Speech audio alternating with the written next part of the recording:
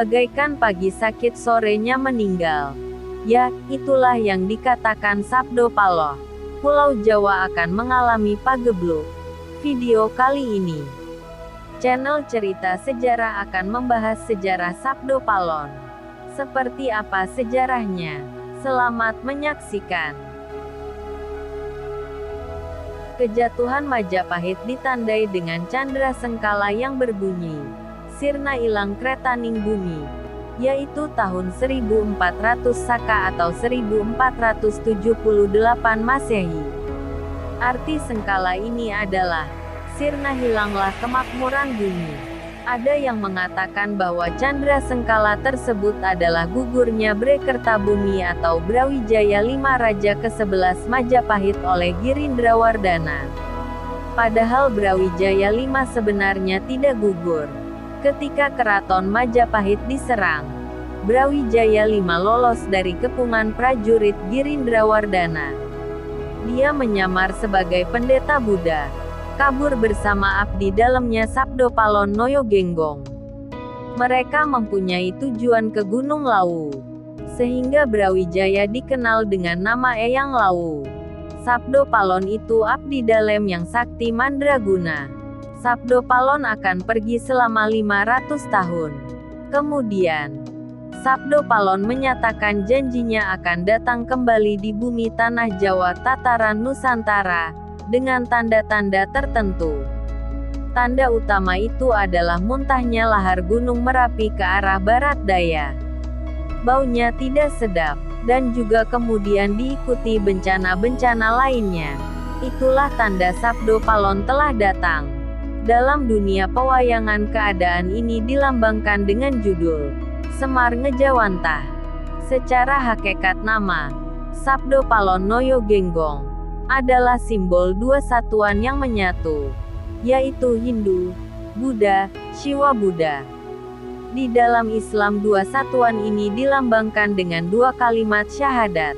Di balik hal ini dilambangkan dengan apa yang kita kenal dengan Satkahyangan Jagat. Artinya dalam kejadian ini 8 kekuatan dewa-dewa menyatu, menyambut dan menghantarkan Sang Hyang Ismoyo, Sabdo Palon untuk turun ke bumi. Di dalam Kauruh Jawa, Sang Hyang Ismoyo adalah sosok dewa yang dihormati oleh seluruh dewa-dewa. Dan Gunung Merapi di sini melambangkan hakikat tempat atau sarana menitisnya dewa ke bumi. Hal ini berhubungan dengan ramalan Sabdo Palon tentang tanah Jawa. Sang Prabu Brawijaya mengadakan pertemuan dengan Sunan Kalijaga didampingi oleh punakawannya yang bernama Sabda Palon Naya Genggong. Mereka berbicara. Sabdo Palon mengatakan, kelak waktunya paling sengsara di tanah Jawa. Umpama seorang menyeberang sungai sudah datang di tengah-tengah. Tiba-tiba sungainya banjir besar. Dalamnya menghanyutkan manusia sehingga banyak yang meninggal dunia. Bahaya yang mendatangi tersebar seluruh tanah Jawa. Itu sudah kehendak Tuhan, tidak mungkin dipungkiri lagi. Sebab dunia ini ada di tangannya. Hal tersebut sebagai bukti bahwa sebenarnya dunia ini ada yang membuat bermacam-macam bahaya yang membuat tanah Jawa rusak. Orang yang bekerja hasilnya tidak mencukupi. Para priai banyak yang susah hatinya. Saudagar selalu menderita rugi. Orang bekerja hasilnya tidak seberapa. Orang tani demikian juga. Penghasilannya banyak yang hilang di hutan. Bumi sudah berkurang hasilnya. Banyak hama yang menyerang. Kayu pun banyak yang hilang dicuri. Timbullah kerusakan hebat sebab orang berebutan. Benar-benar rusak moral manusia. Bila hujan gerimis banyak maling tapi siang hari banyak begal. Manusia bingung dengan sendirinya sebab rebutan mencari makan, ungkapnya. Mereka tidak mengingat aturan negara sebab tidak tahan menahan keroncongannya perut.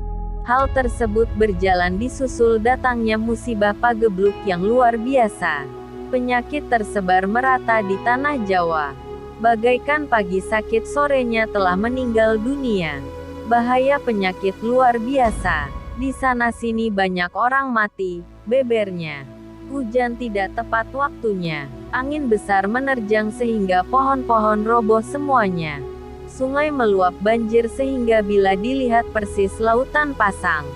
Seperti lautan meluap, airnya naik ke daratan, merusakkan kanan kiri.